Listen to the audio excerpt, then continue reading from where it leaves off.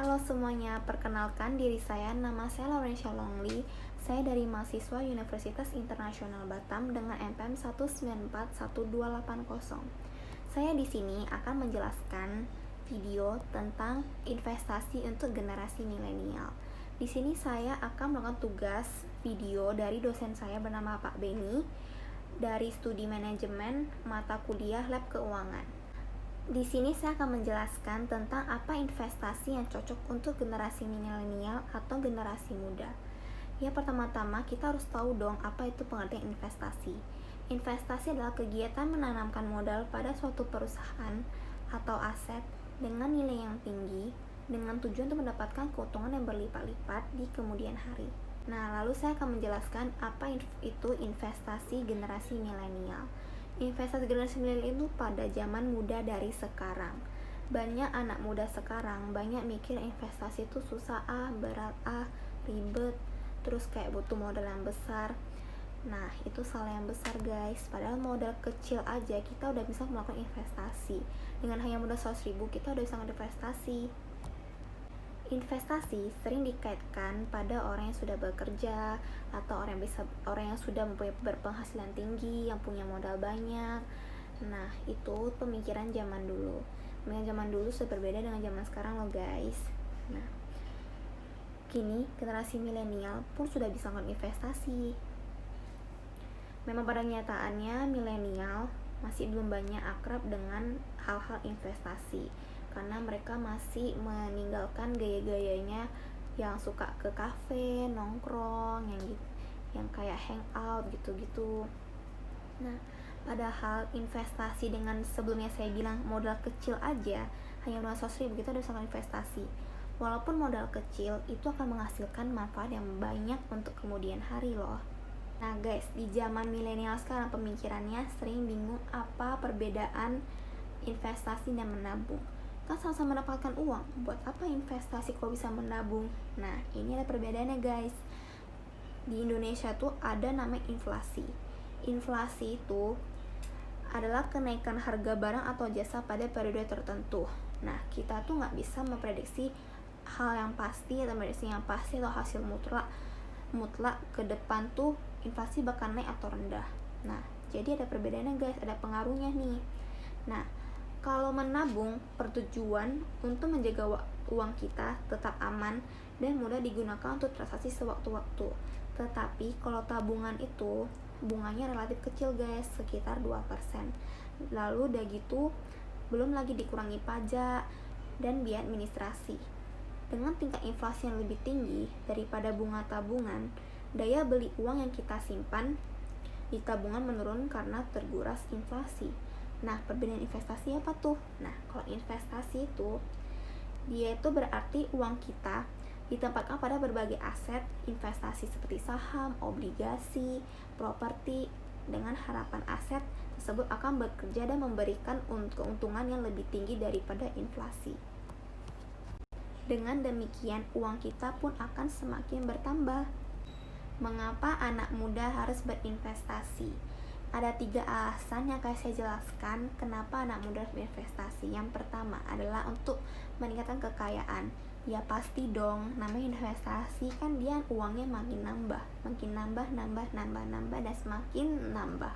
Dan itu akan mendapatkan kekayaan kita. Yang kedua, mewujudkan tujuan keuangan.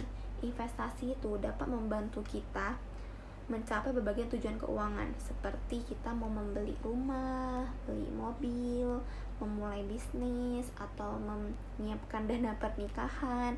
Nah, kalau kita investasi kan kita udah punya hal yang bagus tuh, maksudnya untuk keuntungan yang udah ada keuntungan tuh kan karena kita udah investasi dari sejak dini. Jadi kita ke depan udah ada modalnya tuh ceritanya gitu. Nah, yang ketiga adalah menciptakan gaya hidup. Dengan berinvestasi sejak dini, generasi muda memiliki waktu yang cukup untuk belajar dan berproses sehingga tercipta gaya hidup yang sederhana. Tujuannya apa? Tujuannya bukan hanya untuk memenuhi kebutuhan hari ini, tetapi juga kebutuhan di masa depan. Ya guys, jadi di generasi muda sekarang, dari sejak dini kita tuh udah harus kayak mikir gitu masa depan. Jangan kayak berfoya-foya habisin uang kita. Nah, jadi mending kita melakukan hal investasi, karena kan itu kan lumayan untuk buat masa depan. Manfaat investasi. Nah, pasti kita harus tahu dong apa sih manfaat investasi itu. Kayak kenapa generasi dari sejak dini itu harus dalam investasi. Pasti kita harus tahu manfaatnya dulu, baru kita tertarik untuk melakukan investasi. Nah, saya akan jelaskan. Yang pertama adalah nilai aset dan kekayaan yang akan semakin meningkat. Nah, maksudnya itu investasi secara otomatis dapat meningkatkan nilai aset serta kekayaan yang dimiliki. Nah, jadi maksudnya itu yang apa yang kita investasikan itu udah bisa kita katakan sebagai aset kita.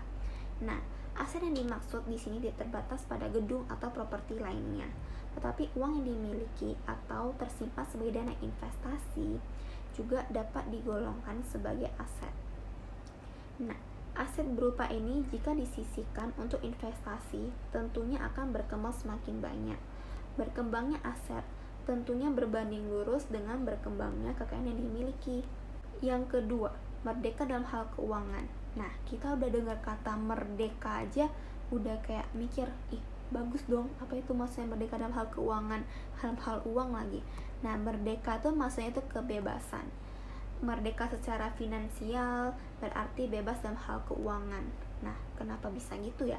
Nah, dikatakan bebas karena dapat menghidupi kebutuhan sehari-hari dengan kekayaan yang telah dimiliki tanpa harus bekerja keras. Aset yang dimiliki jika diinvestasikan bisa mendatangkan uang yang tepat, dapat mengisi pundi-pundi rekening semakin banyak. Dari keuntungan inilah bisa digunakan untuk memenuhi kebutuhan tanpa perlu merasa khawatir dengan kondisi keuangan yang dimiliki. Ya, artinya bebas dari hal-hal keuangan yang bikin aduh gimana ya, susah banget kayak cara dapat uang gitu loh. Nah, kalau dari investasi kan kita udah ada kita dari awal kan udah ada buat masa depan gitu loh keuntungannya. Yang ketiga, terhindar dari inflasi. Nah, di sebelumnya kan ada saya jelaskan tentang inflasi. Nah, jadi inflasi Indonesia tuh cukup tinggi.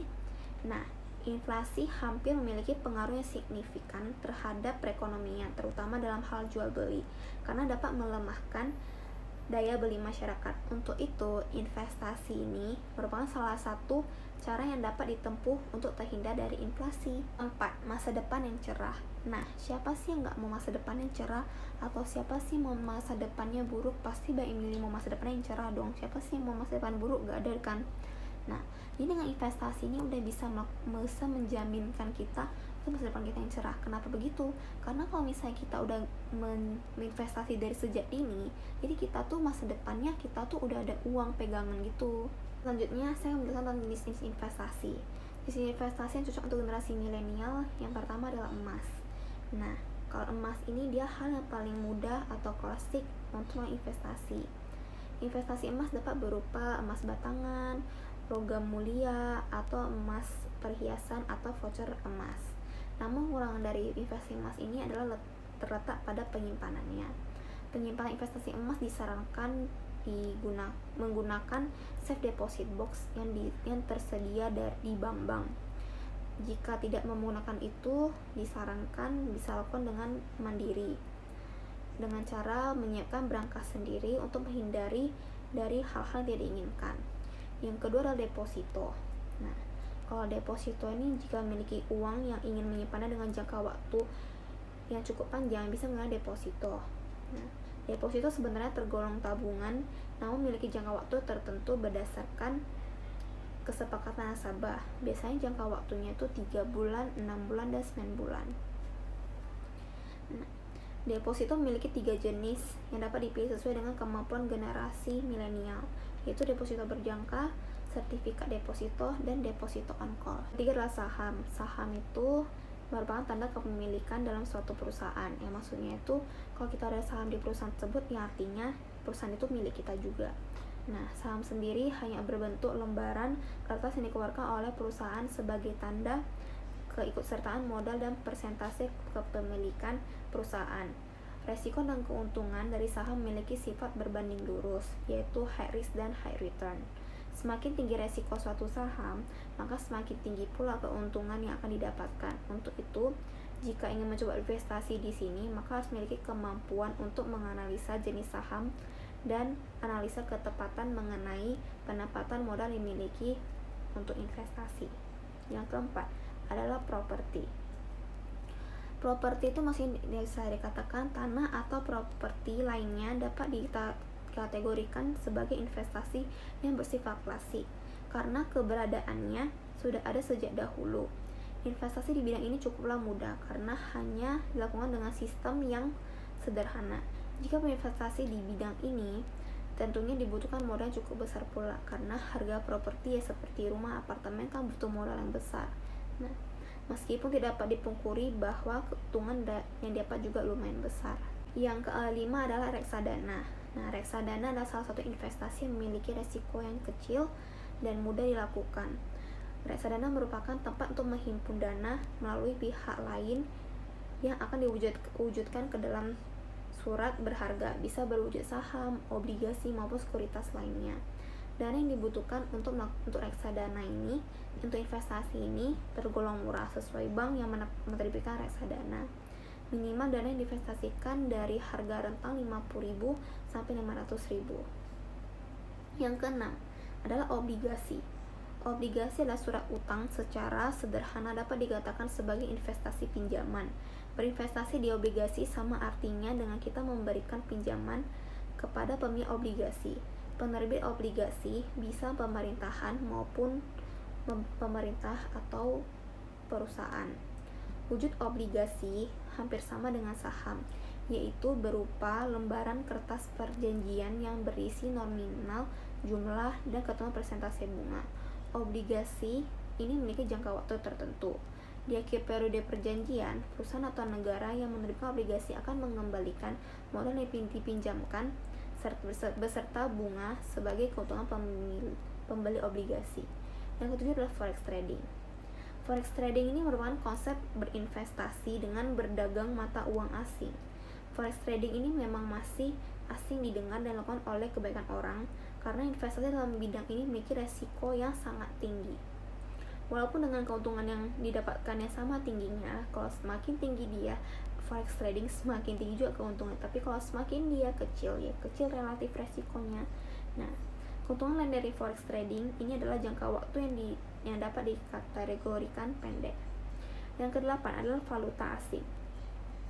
Valuta asing atau falas sudah sering kali terdengar di dunia perekonomian dan keuangan. Valuta asing sebenarnya mata uang digunakan sebagai alat pembayaran dan dalam perdagangan internasional seperti dolar, euro, dan pound sterling. Prinsip investasi di bidang ini sebenarnya hampir sama dengan forex trading. Hanya saja yang diperdagangkan hanya mata uang yang diakui sebagai alat bayar perdagangan internasional. Nah, dari 8 jenis investasi tersebut, saya merekomendasikan untuk generasi milenial adalah menggunakan dengan reksadana. Reksadana ini muncul karena ada 3 hal hambatan sebelumnya. Biasanya orang malas berinvestasi karena tidak memiliki waktu yang cukup untuk memantau investasinya, terus juga tidak mempunyai pengetahuan yang banyak atau cukup, atau tidak mempunyai modal yang banyak karena biasanya kalau saham atau obligasi itu minimal punya 5-10 juta. Nah, karena hal tersebut muncullah dan terciptalah yang namanya reksadana. Untuk mengatasi hal 3 tersebut, reksadana dilakukan dengan cara mengumpulkan modal-modal dan uang-uang atau modal tersebut dipercayakan pada seseorang yang memiliki atau mempunyai pengetahuan dan waktu untuk mengelola perkumpulan uang-uang tersebut. Orang hebat itu dinamakan manajer investasi. Jadi di reksadana ada manajer investasi yang akan mengelola uang-uang kita. Nah, manajer investasi tahu apa tujuan-tujuan orang investasi yang berbeda-beda. Jangka waktu dalam reksadana itu lebih dari 5 tahun dengan suku bunga 15-20%. Nah, kenapa investasi pada generasi muda ini cocok yang digunakan investasi reksadana? Alasan pertama, reksadana merupakan sarana investasi yang paling terjangkau dan diverifikasi. Di era digital ini atau di era modern ini, investasi reksadana semakin mudah dan murah, dan resikonya itu kecil loh guys, dan tidak perlu modal yang besar. Sudah ada berbagai perusahaan teknologi finansial atau vintage yang menjual reksadana melalui aplikasi. Reksadana juga bisa didapatkan di beberapa platform e-commerce. Dana yang diinvestasikan mulai dari 10.000. Kedua, reksadana memiliki tingkat imbal, hasil dan resiko yang beragam. Saat ini ada 4 jenis reksadana yang dikenal masyarakat, yakni reksadana pasar uang, reksadana pendapatan tetap, reksadana campuran, dan reksadana saham. Reksadana pasar uang memiliki tingkat resiko paling rendah, sedangkan reksadana saham memiliki risiko paling tinggi. Meskipun risikonya rendah, potensi imbal hasil reksadana pasar uang lebih tinggi dibandingkan dengan tabungan dan deposito. Setelah paham seluk-beluk berinvestasi di reksadana pasar uang. Ketiga, reksadana merupakan instrumen investasi yang liquid, artinya dapat dicairkan kapan saja. Generasi muda pada umumnya memiliki tujuan keuangan yang ingin diwujudkan dalam jangka pendek. Misalnya, dana untuk membeli HP baru atau liburan. Jadi kan biasa mau cairnya cepet kan. Kalau misalnya lama-lama bertahun-tahun kan kadang kan terlalu lama gitu. Nah, dengan likuiditas yang dimiliki reksadana tidak perlu waktu lama jika kita mencairkan investasi kita. Rata-rata prosesnya hanya perlu 2 hari sampai 3 hari. Alasan keempat adalah reksadana merupakan produk investasi aman karena diawasi oleh OJK. Jadi, inti dari video ini direkomendasikan adalah mengenai reksadana. Yuk guys, mari berinvestasi. Jadi kita harus tahu dulu apa pengertian, apa manfaatnya, dan harus kita pandai memilih investasi yang tepat untuk generasi milenial. Sekian dan terima kasih. Sekian atas video saya dan terima kasih telah menonton. Mohon maaf bila saya salah kata.